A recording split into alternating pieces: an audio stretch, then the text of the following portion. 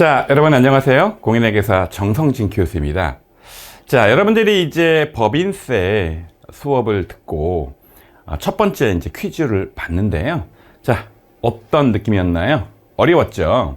채점을 해보니까 일부 학생의 경우에는 완벽히 풀이를 했는데 상당수 학생들이 공부를 열심히 안 한 건지 아니면 내가 여러분께 강의를 좀 부실하게 한 건지 솔직히 제가 헷갈리는데 좀 많이 부족했어요.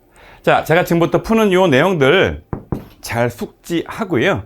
내가 수업 시간에도 여러 번 얘기했지만 이거 외우는 거 아니고 기본적인 논리를 바탕으로 쭉쭉쭉쭉 이해를 여러분 하고 최종적으로는 서식까지 완성을 할 줄 알면 그 서식이 기본적인 세금 계산의 어떤 한도라든지 등등을 거기서 다 체계적으로 표시하는 표 아니겠습니까? 그래서 제가 법인세 1학년 2학기 때 이 과목에서는 서식은 시험 문제 내지 않지만 자, 이해 차원에서 설명을 했고 여러분 알아야 된다고 했죠? 자, 그럼 먼저 첫 번째 문제인 OX 문제부터 한번 풀도록 할게요. 다음 법인세 관련 설명이 맞으면 O, 틀리면 X로 표시해라 라는 거죠. 자, 첫 번째 문제. 개별 자산별로 수선비로 지출한 금액이 자 600만 원의 미만인 것은 모두 수선비로 처리하면 이를 자본적 지출에 포함시키지 않고 모두 송금으로 인정한다. 설명한 것처럼 원래 여러분 자본적 지출이라면 당연히 자산을 잡는 게 맞아요. 따라서 만약 기계장치를 자본적으로 중요하게 수리를 했다라면 차변에 기계장치, 대변에 뭐 보통 예금 이런 식으로 처리해서 자산을 올려야 되는데 자, 이거를 몽땅 다 그냥 수선비로 비용을 떨어버리면 계정 과목은 수선비일지 모르겠으나 여러분 요 금액은 다 뭐라는 겁니까? 감가상각으로 봐서 처리한다. 한도 계산할 때 넣는다. 이건 이제 의제 상각이라고 표현을 하는 건데 여기에 예외가 두 가지가 있잖아요. 일단 수선비 기준으로 건당 600만 원에 미달하는 금액. 자, 미만 금액이죠.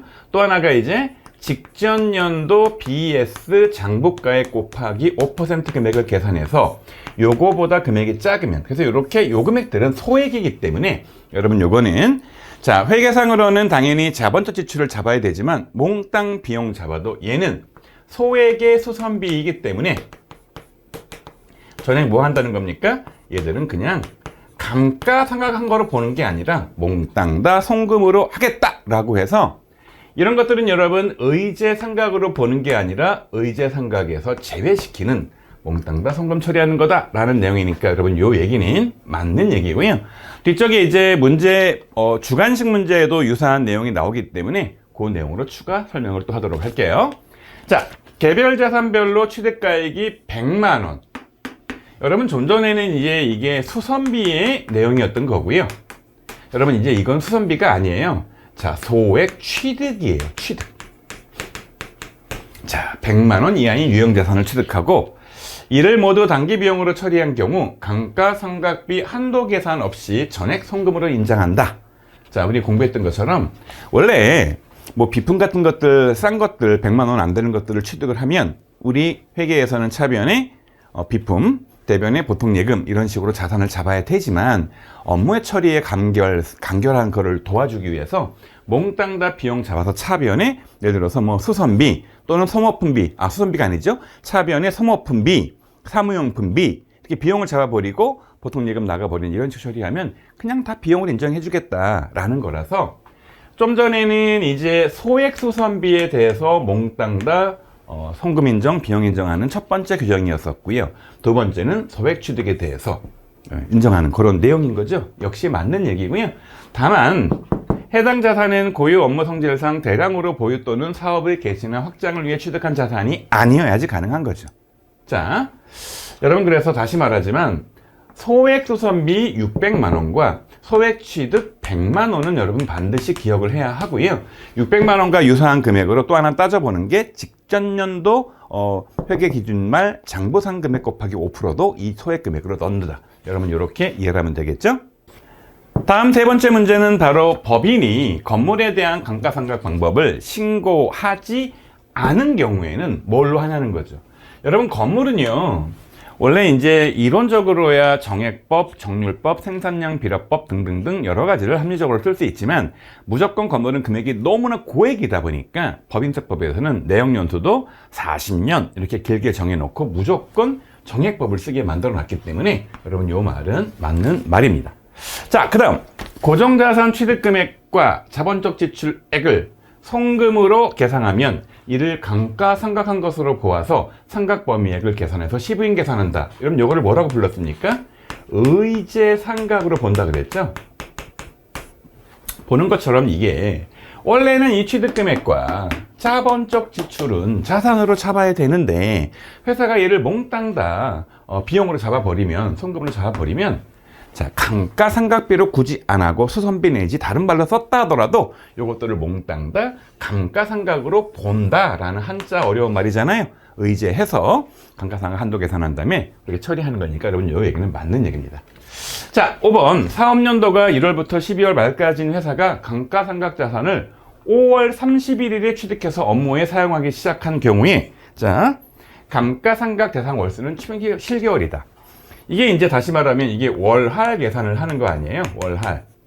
근데 여러분 이게 한 1개월 미만의 경우에는 예를 들어서 뭐 15일밖에 안 썼다.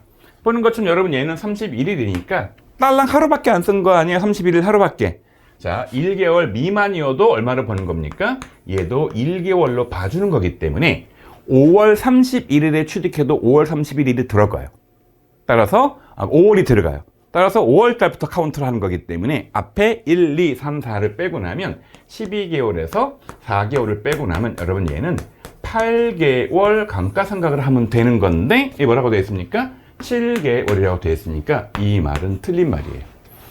일부 학생들이 틀렸는데 내 생각에는 하루밖에 안 됐네? 얘는 빼줘야지. 그래서 5월을 빼고 계산한 거로 보여지는데 아니라는 거예요. 딸랑 하루만 사용을 한다 하더라도 1월 미만은 1월로 보기 때문에 5월도 포함시킨다. 그래서 8개월이다. 그래서 얘는 틀린 말이다. 이렇게 이해하면 되고요. 6번 문제. 법인세법상 정액법의 잔존가액은 정액법 5%고 정률법은 없다. 자, 원래 이론적으로는 여러분 정액법과 정률법 사실 그거는 건 바이 건으로 봐서 필요한 잔존가액을 잡는 게 맞지만 세법은 여러 가지 이유로 정액법은 잔존가액이 없죠. 정률법은 잔존가액은 5%로 하기로 했죠. 따라서 여러분 이 말은 틀린 말이 되는 거죠. 자, 다음 OX 7번 문제입니다. 다음 상황에서 정률법 감가상각을 적용할 시 감가상각비 한도액을 계산하니까 그게 2,475만 9,900원이다 라는 거고요. 단기에 추가 취득을 하거나 자본적 지출한 거는 없다라는 겁니다. 여러분 이게 기본적으로 이제 정률법의 경우에는요 정액보다 좀 더 어렵잖아요. 그래서 이게 세무상 기초 미상각액에다가 퍼센트를 곱하는 거잖아요. 근데 보니까 이제 전기 말 현재 기계장치 취득가액이 1억이 있었고요. 전기 말 현재 기계장치 감가상각비 누계액이 5,510만 원이 있어요. 그런데 직전 연도 사업연도 말에 감가상각비 부인액이 1,000만 원이래요. 그럼 여러분 계산을 한번 해보자는 거예요. 자, 일단 세무상 기초 미상각가액은 어떻게 계산하는 거냐? 기본적으로 취득가액이 있겠죠. 여기서 감가상각 누계를 빼야겠죠. 그럼 이게 산 거고 이게 감가상각 한 거니까 남아있는 게 미상각 잔액이잖아요. 근데 중요한 건 이게 뭐라는 겁니까? 회계상이 아니라 세무상이죠. 근데 문제는 일단 기본적으로 첫 번째 정보를 줬고 두 번째 정보를 줬는데 표시 한번 해볼게요. 취득가액이 1억이래요. 그 다음에 감가상각 누계액이 5,510만 원이래요. 아직까지는 여러분 이 금액이 회계상 금액이에요? 세무상 금액이에요? 아직까지는 회계상이에요. 근데 이 취득가액 1억이라는 거는 세무랑 회계가 동일하기 때문에 그냥 다 인정이 돼요. 뭐 차이가 없어. 그런데 5,510만 원이라는 금액 중에서 부인됐던 금액이 1,000만 원이 있다는 거예요. 따라서 여러분 보시는 것처럼 회계상으로는 5,510만 원이 감가상각 누계액으로 되어 있지만 부인된 금액을 빼고 나면 요 계산된 금액이 세무상 잔액이라는 거죠. 누계액이라는 거죠. 그래서 얘가 이제 세무상 취득액이니까 세무상 취득가액과 회계상 취득가액은 똑같아 차이가 없는 거 아니에요? 그래서 이 회계상 세무상 취득가액 1억에서 요 계산된 결과 요게 세무상 누계인 거잖아요.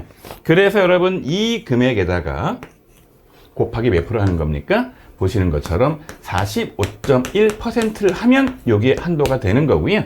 여러분 그 금액 계산하면 정확히 2,475만 9천 900원이 나오게 돼 있으니까 계산기 한번 여러분 두들겨 보고요. 다시 말하지만 이 제일 중요한 컨셉이 뭐냐? 바로 요거예요. 세무상 기초 미상각잔액. 자, 다시 이거를 문제에서 주온 정보지를 여러분 잘 보고요.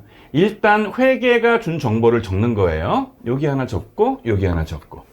그런 다음에 이제 회계랑 세무의 차이를 찾아봐야 되는 거예요. 취득가액 쪽에서 누계액 쪽에서. 근데 취득가액은 차이가 없어. 그대로 두고요. 감가상 누계액은 여기 세 번째 보니까 차이가 생겼네. 요 5,510 중에서 1,000만 원은 인정이 안 되는 금액이니까 빼줘야 되는 거죠. 즉 남는 금액이 얼마야? 4,510만 원만 빼면 요 4,510만 원이 세무상 인정된 누계니까 자 세무상 취득가액에서 자 세무상 인정된 누계를 뺀 다음에 그 남은 금액의 45.1%를 곱해서 나오면 요 금액이 올해에 인정되는 요 어떤 자산 뭐 기계면 기계죠 기계장치의 한도가 된다. 여러분 요렇게 이해를 하면 되겠죠? 자 다음 8번 문제입니다. 유형자산 취득가액에는 매입금액뿐만 아니라 취득세, 설치비 등의 부대비용이 포함된다. 여러분 요건 당연히 맞는 말이고요. 요거는 법인세만 그런 걸까요? 우리 회계도 똑같은 걸까요? 회계도 똑같기 때문에 회계대로만 제대로 처리하면 세무조정사항이 나오지 않는 그런 항목이 되겠죠. 자 이제 그 다음 OX 문제를 보도록 할게요. OX 문제가 12문제가 나왔기 때문에 몇 개 더 볼게요. 기업 업무 추진비란 직간접적으로 업무와 관련이 있는 자에게 접대, 교재, 사례 등 이와 유사한 목적으로 지출한 비용이며 첫 번째 뭡니까? 업무 추진비. 옛날 이름 접대비 아닙니까?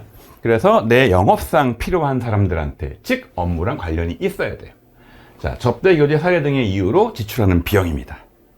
자, 근데 광고선전비는 자, 업무랑 관련이 업무 관련 불특정 다수에게 무상 지출한 금액이다. 광고선전비는 자 업무 추진비는 특정자한테만 접대를 하는 거지만 광고선전비는 그냥 뿌리는 거거든요. 공중파로 뿌리기도 하고 길에서 물건을 뿌리기도 하고 그래서 불특정 다수란 단어가 중요한 단어죠. 또한 기업 업무 추진비는 한도 내 송금 인정되며 광고선전비는 전액 송금 인정된다. 상식적으로 회사가 광고를 하기 위해서는 한도를 두면 안 되겠죠. 잘 팔려면 좀 비싼 광고를 할 수도 있고 유명한 연예인 이용해서 따라서 광고선전비는 한도가 없다 그랬죠. 그런데 접대라고 불렸던 이 업무 추진비는 여러 가지 목적으로 무제한 쓰는 것을 허용하면 안 되기 때문에 한도를 둔다고 했죠. 맞는 얘기입니다. 자, 그 다음 내용. 법인세법상 건당 3만 원 이거 외우라 그랬죠. 자, 이하의 업무 추진비는 신용카드, 현금영수증, 세금계산서 등 이걸 적격준비라고 불렀죠. 이거 없이 간이영수증을 수취하고 지출해도 인정된다. 3만 원은 그게 중요한 금액이 아니라는 거예요. 그리고 이제 실제 어떤 지방이나 특히 시골 같은 데 가서 회사 업무를 하다 보면 신용카드를 가입되어 있지 않은 업체도 있고 하다 보니까 뭐 커피집이라든지 뭐 밥집 같은 데, 식당 같은 데 그래서 그런 데는 그냥 간이영수증 받고 해도 된다라고 정하는데 그게 얼마라는 겁니까? 건당? 자, 3만 원을 정했다라고 했죠? 맞는 이야기입니다. 자, 그 다음 문제 11번 문제 이제 2개 남았죠? OX 문제. 삼성전자는 국내 및 국외 원천소득에 대하여 무제한적으로 법인세 납세 의무를 지는 반면 누구라고요? 삼성전자. 반면 홍은동 소재 서부제일교회 교회네요. 여러분 실제 우리 학교 옆에 서부제일교회가 있어요. 네이버 지도 보고 친 겁니다. 법인세법이 규정하는 수익사업에서 발생하는 소득에 대해서만 납세 의무를 진다. 여러분 삼성전자는 자 국내 법인인 동시에 영리 법인이기 때문에 국내이니까 국내에서 번 것뿐만 아니라 국외에서 번 거 몽땅 다 더하고 0이기 때문에 무조건 다 포괄적으로 번 돈에 대해서 다 세금을 내는 게 맞습니다. 그런데 이제 교회 같은 데들을 흔히 뭐라 그러는 거냐면 비영리 법인이라고 부르잖아요. 그래서 뭐 대표적인 데가 이제 우리 명지전문대학도 마찬가지죠. 명지전문대학이 교육 사업을 위해서 이 설립자께서 땅을 기부해서 거기다 건물을 짓고 교육을 하기 때문에 자, 등록금을 받아들인 고유 목적에서 이익이 난다거나 해도 세금을 때리지 않아요. 자, 교회도 마찬가지예요. 종교의 포교를 위해서 만든 단체이다 보니까 교인들한테 헌금 또는 기부금을 받아도 이익이 나도 세금 때리지 않아요. 그런데 만약에 이 교회가 카페를 운영한다? 라면 그거는 뭐 수익적이니까 그렇게 열거된 수익 사업에 대해서만 세금을 내는 게 맞는 거죠. 자, 맞는 말이에요. 마지막 OX. 법인세법상 각 사업연도 소득은 입금 총액에서 송금 총액을 차감해서 계산되는 일종의 포괄주의다. 여러분이 이제 1학년 2학기 때 공부하고 있는 소득세 공부 잘 보시면 우리 개인들이 벌어들인 돈들을 이자, 배당, 사업, 근로, 연금, 기타 이렇게 나누고요. 구체적으로 열거를 해요. 물론 이제 일부 이자, 배당 같은 사업 같은 것들은 열거된 것과 유사한 것들은 다 과세한다라는 포괄의 일부 내용이 있긴 하지만 어쨌든 우리가 버는 돈들을 짜깁니다. 이렇게 종류별로. 이걸 다 합쳐도 종합이라고 부르잖아요. 또 한편 퇴직금 받는 거 퇴직소득, 부동산 같은 거 팔아서 차익이 생긴 양도소득을 따로 분류해. 그래서 따로따로 세금을 매기는 게 맞다고요. 그래도 퇴직금 받은 그 퇴직소득에는 세금을 되게 낮게 때리는 독자적인 계산 구조를 가지고 있고요. 우리가 벌어들이는 근로나 또는 사업소득은 또 계산 방식이 틀리단 말이에요. 그래서 열거주의라고 일반적으로 소득세는 부른단 말이죠. 근데 법인세는 우리 법인이 이자로 돈을 벌던 투자한 배당으로 돈을 벌던 물건 팔아 번 그런 돈이든 필요 없어요. 또는 땅 팔아 번 돈이든 공장을 팔아 번 돈이든 싹 다 합쳐가지고 이거를 그냥 벌었다 입금해서 쓴 돈, 성금을 빼가지고 남은 걸 뭐라고 부르는 겁니까? 각 사업연도 소득금액이라고 부르는 거죠. 거기다가 세금을 때리는 구조로 간다는 거예요. 따라서 뭐라고 부르는 겁니까? 얘를 포괄주의라고 부른다 그랬죠? 맞는 말입니다. 자, 여러분 이렇게 해서 OX 문제는 풀었고요. 여러분 요 내용 잘 숙지해서 여기서 좀 변형된 형태로 중간고사 문제가 나온다 하더라도 여러분들은 반드시 풀 줄 알아야겠죠? 자, 그럼 이제 이어서 계산 문제를 풀어보도록 할게요. 자, 여러분 이제 본격적인 주관식 문제이고요. 자, 우리가 구체적으로 이제 이번 중간고사 범위에서는 감가상각비나 기업 업무 추진비 같은 것들의 이제 구체적인 계산도 시험 범위에 들어가지만 여러분 내가 이 수업하기 이전에 무슨 수업을 한동안 했었습니까? 바로 세무조정이 뭐 하는 거냐, 그리고 소득처분이 뭐 하는 거냐. 세무조정 안에는 보시는 것처럼 입금산입, 성금물산입, 성금산입, 입금물산입 이런 것들이 있다. 또 소득처분 안에는 유출된 게 있고 그 다음에 유보된 게 있고 일시적인 차이로 둘 다 아닌 기타가 있다라는 설명을 했었죠. 다시 유출된 거 안 해도 그 유출된 거에 이익을 본 자가 자, 임원이라면 임직원이라면 자, 그 상여, 주주라면 배당, 일반 개인 사업자나 법인 사업자들이라면 기타 사회 유출, 아무것도 아닌 개인들이라면 기타 소득이라는 설명을 내가 했었죠. 여러분 그래서 내가 수업 시간에도 한번 풀어줬었고요. 추가 연습 문제를 주고 또 풀어봤었고요. 그리고 이제 시험 문제 낸다고 하고 이 문제를 냈는데 채점을 해보니까 여전히 세무조정이 뭐 하는 건지 모르는 그런 학생들. 자, 구체적으로 입금산입이 뭔지, 송금물산입이 뭔지, 또 송금산입이 뭔지, 입금물산입이 뭔지를 아예 개념이 없는 친구들이 거의 절반이나 여러분 돼요. 여러분 그래서 이 문제를 여러분 좀 잘 숙지하고 풀어가지고요.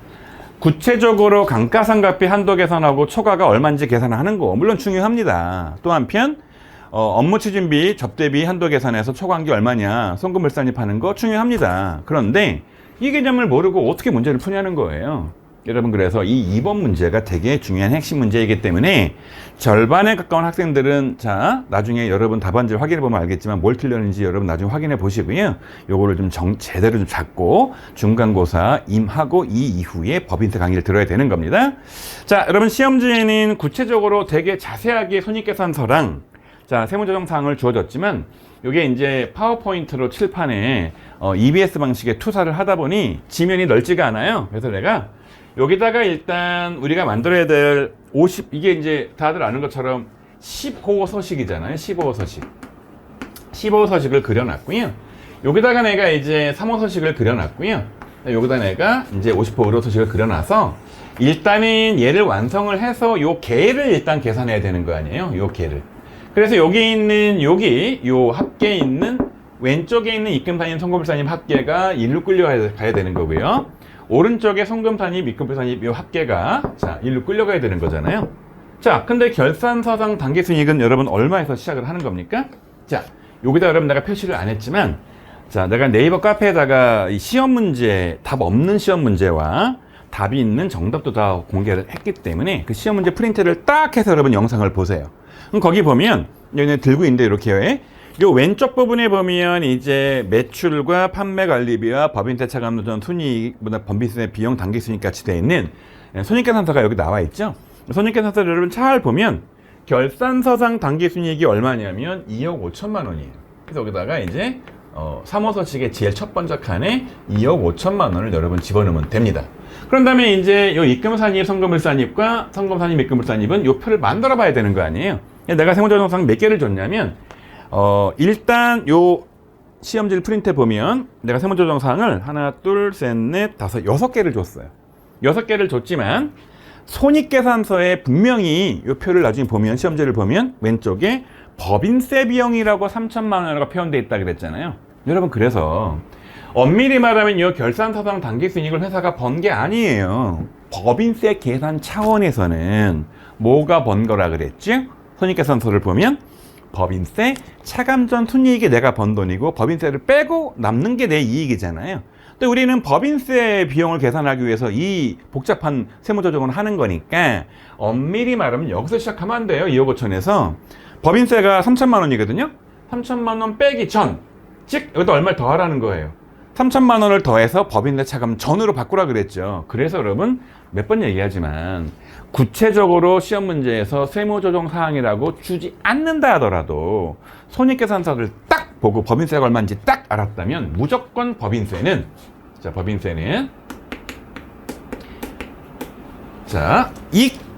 성금 불산입 항목이기 때문에 요 왼쪽 칸에다가 법인세 비용을 넣는 거예요. 여러분 여기에 지금 워낙 칸이 작아서 내가 글씨를 크게 쓰기도 좀 어렵고요. 여러분 여기다 내가 글씨를 조그맣게 쓸 테니까 좀 영상을 볼 때 휴대폰으로 보는 친구들은 이렇게 확대해서 좀 수치를 보도록 해요. 법인세가 3천만 원이에요. 자, 3천만 원. 자, 너무 칸이 조금해서 좀 쓰기가 어려운데 최대한 좀 써볼게요. 잘 보이도록. 3천만 원이에요.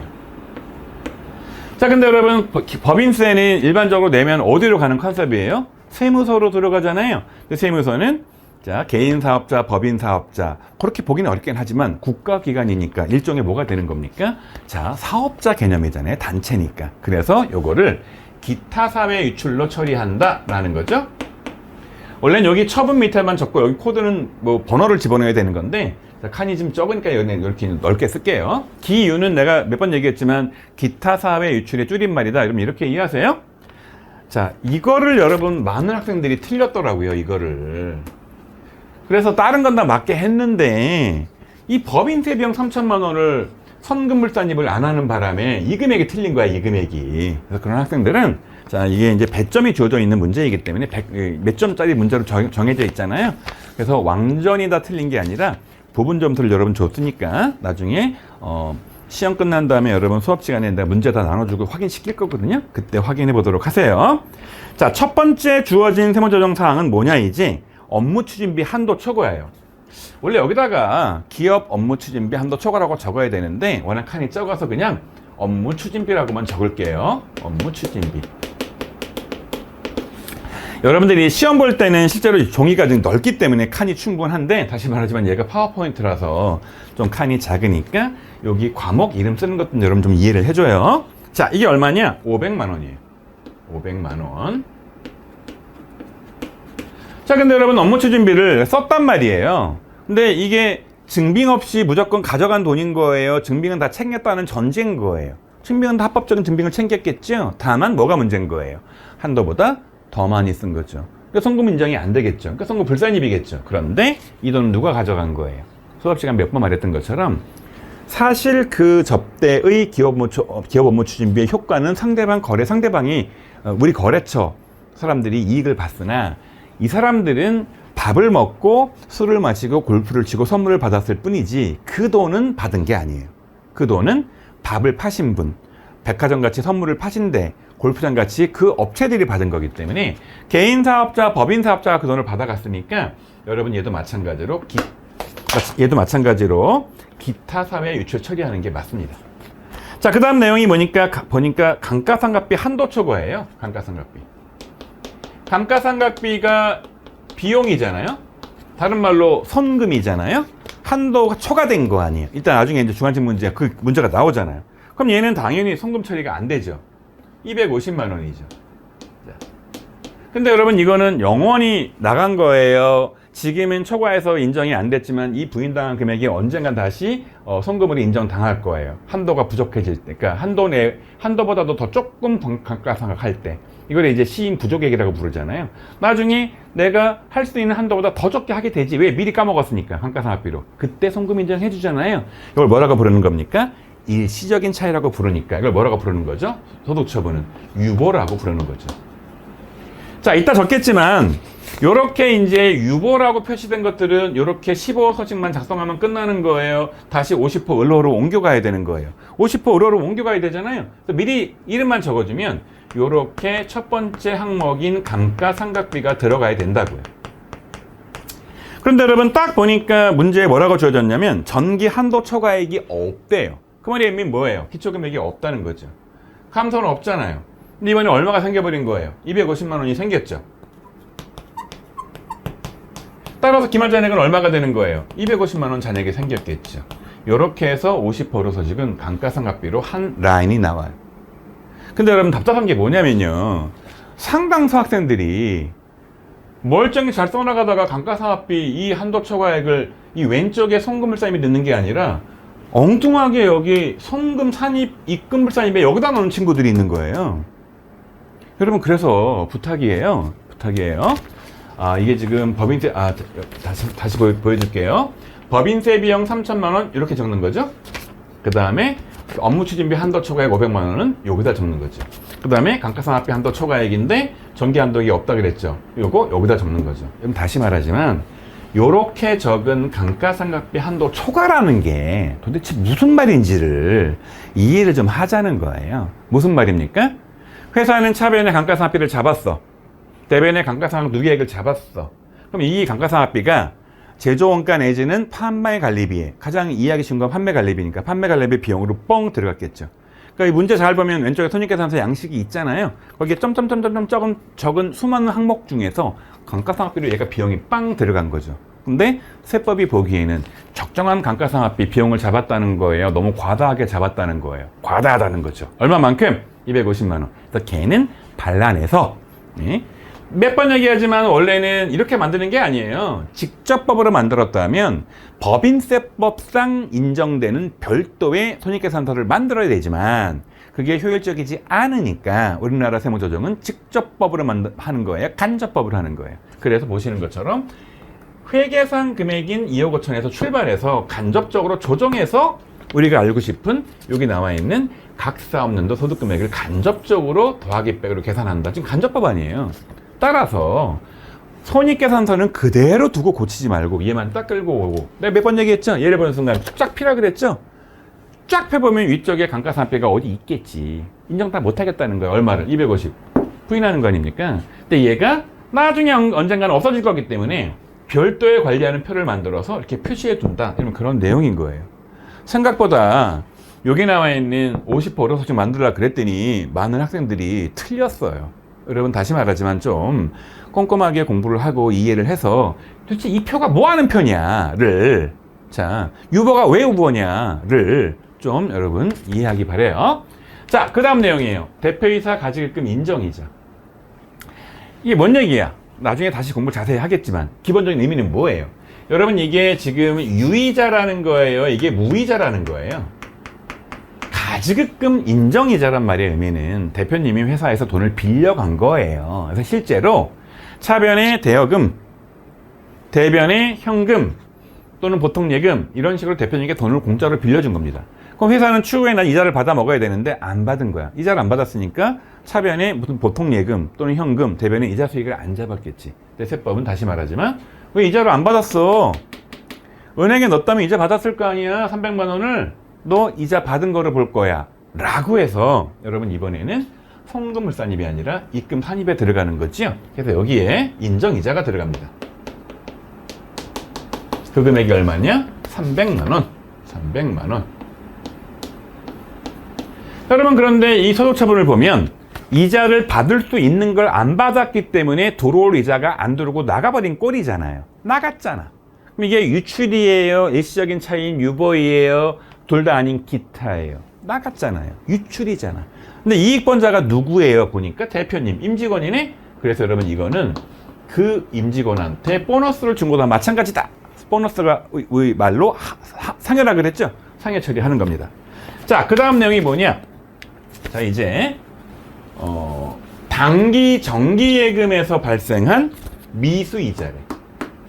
내가 수업 시간에 자세히 설명했었잖아요. 미수이자가 뭐냐?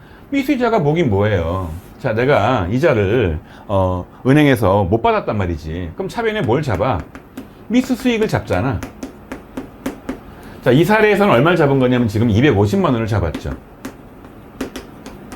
대변에 그럼 뭘 잡아요? 이자 수익을 잡죠. 250만 원을. 자, 질문이에요.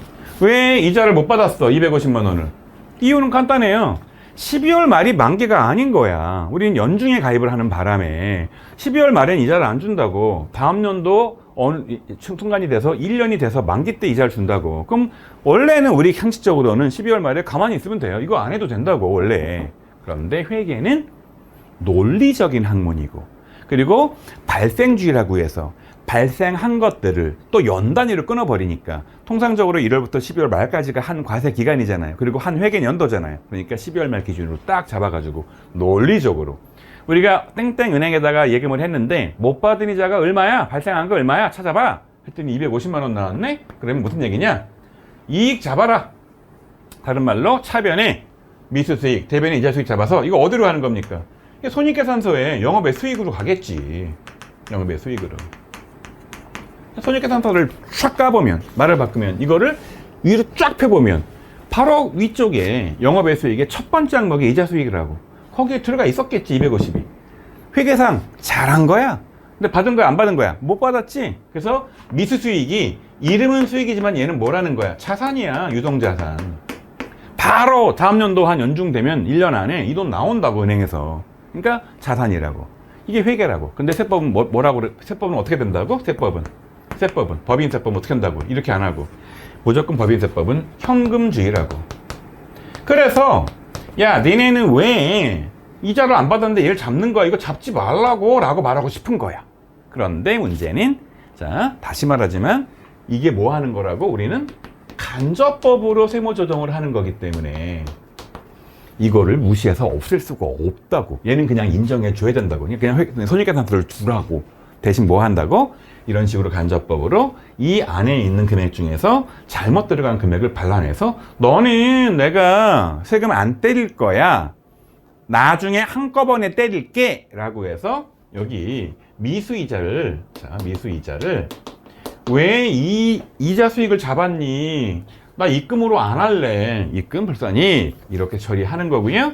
금액이 250만 원이에요.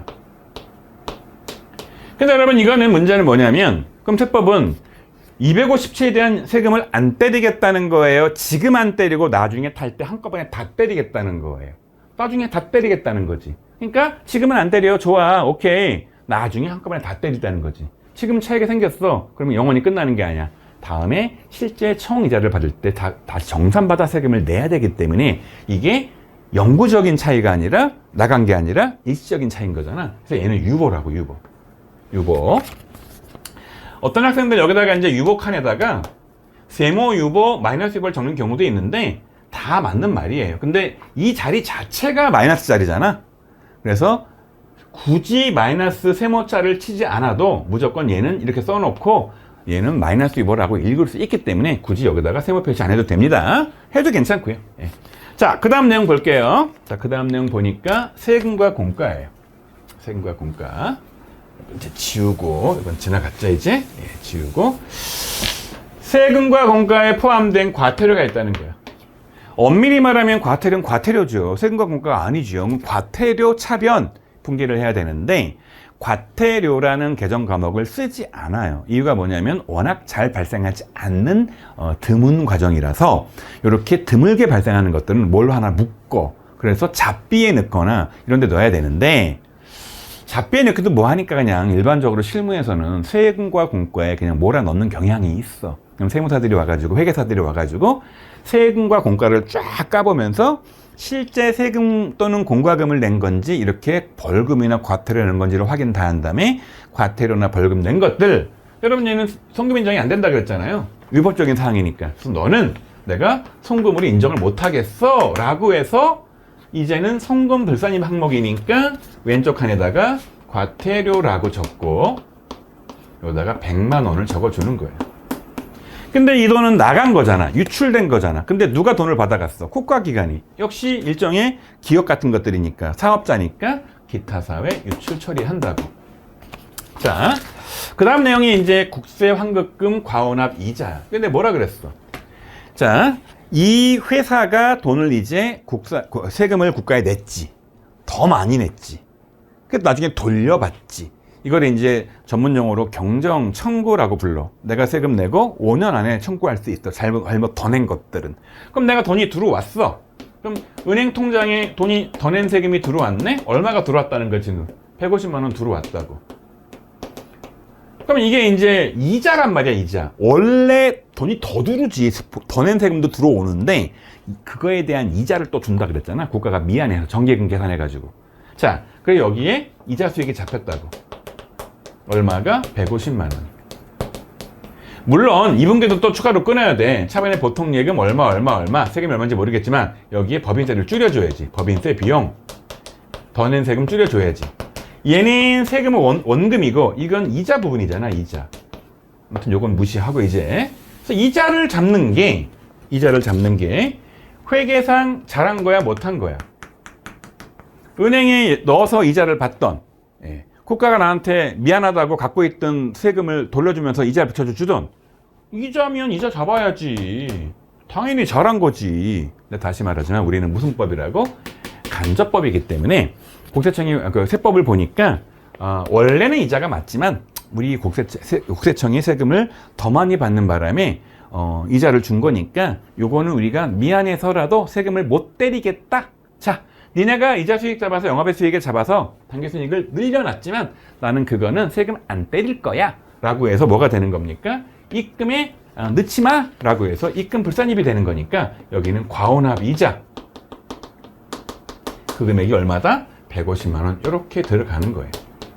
근데 이제 이게 이제 소득 처분을 해야 되는데 세 가지라 그랬잖아. 나간 거야, 일시적인 차이야. 즉 돈이 들어왔는데 150일 나중에 다시 뱉어내야 되는 거야? 토해내야 되는 거야? 아니면 둘 다 아니야? 둘 다 아니지. 나간 게 아니잖아. 일단 들어왔잖아. 그리고 들어온 돈을 나중에 다시 돌려줘야 돼? 아니잖아. 그러면 둘 다 아니니까 뭐가 되는 거야? 얘는 기타가 되는 거지. 자, 더 있나? 다지. 이렇게 돼 있다고 여러분. 그럼 여러분 이게 몇 개냐? 총 다 해서 계산을 한번 해보면, 자, 1개, 2개, 3개, 4개, 5개. 오른쪽 몇 개야? 2개. 이래서 왼쪽에 얘를 다 더하면 합계가 얼마가 나오느냐? 4,100. 자, 50만 원이 나와. 자, 여러분 부탁해 제발 좀 계산기를 좀 잘 두드리라고. 그래서 우습게 보지 말고 이렇게 꼼꼼하게 다 적은 다음에 일일이 계산을 열심히 좀 하라고. 회계 공부할 때야 일반적으로 안 그래. 워낙 간단한 금액을 적거든. 뭐 10,000원, 20,000원, 500만 원 이런 식으로 작게 적지만 세면은 숫자가 기본적으로 크게 나와요. 그러니까 계산기를 잘 두들게 안 틀려. 왜 맞게 적어놓고 걔가 틀리냐고. 이게 틀리면 어떻게 되는 거야? 이게 어디로 끌려가? 이게 여기로 끌려가잖아. 4,150만 원. 알맹이 백날 맞게 하면 뭐하냐고. 걔가 잘못 들어가면 책임이 달라지는데 진짜 큰 실수가 나온다고. 여러분 실수하면 안 돼요. 자, 이 두 개 합치면 얼마야 이게? 두 개 합치면 400만 원 나오잖아. 400만 원. 자, 이건 어디로 가는 거야? 여기로 가는 거지. 여기로. 굳이 이 괄호를 치지 않는다 하더라도 이 자리는 지금 무슨 자리야 여러분? 이 자리 400만 원 자리는 성금산입과 입금사 불산입은 마이너스 자리이기 때문에 마이너스 표시를 굳이 안 하더라도 마이너스로 알고 계산하면 되는 거야. 그래서 여러분 얘를 계산하면 얼마가 나오는 거냐? 2억 8,750만 원이 여러분 나오게 됐어. 계산기 두들겨 봐. 자, 그 다음에 다시 말하자면 여기서 우리는 유보사항만 따로 빼야 된다 그랬으니까 첫 번째 감가상각비, 두 번째 미수이자를 빼서 첫 번째 감가상각비 여러분 이런 식으로 아까 만들었지? 이런 식으로. 자, 두 번째 뭐가 되는 거냐? 미수이자 부분 들어가서 자, 미수이자 부분도 보니까 뭐라고 되어 있느냐? 다시 한번 가볼까? 미수이자. 자, 정기말 미수이자가 없대. 정기말 미수이자가. 그러니까 이게 없었던 거야. 근데 이번에 얼마가 생긴 거야? 이번에 얼마가 증가했느냐? 없던 게 생겼으니까 증가한 거지. 얼마가 증가했어? 여기 있네. 미수이자 250만 원. 250만 원이야. 그런데 문제는 이 250만 원은 그냥 플러스 유보가 생긴 거야? 마이너스 유보가 생긴 거야? 마이너스 유보잖아. 마이너스 적어줘야지. 그래서 기말 잔액도 마이너스 유보가 250만 원 있다. 이런 식으로 돼서 뭐 개는 중요하지 않지만 굳이 개를 한다면 0, 0, 이거 0, 0이 돼. 플러스 마이너스 같으니까. 그럼 이렇게 해서 왼쪽에 있는 15 서식도 잘 작성을 기본적으로 이게 해야 되고 그 다음에 여기 나와 있는 3호 서식도 작성을 잘 해야 되고 그리고 여기서 나중에 정산될 것들 일시적인 차이들을 뽑아낸 얘도 작성을 잘 해야 되고 여러분 이렇게 좀 문제를 풀기를 바래요. 절반 정도 학생들은 잘 풀었어. 근데 나머지 절반 중에서 절반 정도 학생들은 좀 헷갈려 해. 근데 절반 중에 나머지 절반 학생들은 개념이 엉망이야. 여러분 요거 잘 공부해가지고요. 알맹이는 내가 바꿀 거야. 세무조정 사항들은. 금액도 좀 바꿀 거야. 그러나 논리는 똑같은 논리의 문제를 여러분 낼 거기 때문에 다시 말하지만 자 15호 서식 먼저 만들고요. 끌고 와서 3호 서식 완성하고요. 일시적인 차이 유보를 끌고 와서 50% 의뢰 서식. 특히 여러분 이거는 맞은 사람보다 틀린 사람이 더 많아. 50% 서식은. 좀 여러분 이해를 하고 다시 오기를 바래요. 이 문제 바탕으로 해서 내가 네이버 카페에다가 세법 개론 옛날에 영상 찍어놨던 거 올려놨으니까 거기서도 똑같은 문제 풀이 했었거든. 여러분 다시 반복해서 청취하고 시험 보러 오기를 바래요. 자, 그러면 이제 본격적으로 강론으로 들어가서 기업 업무 추진비와 감가상각비 관련된 계산 문제 풀어볼게요.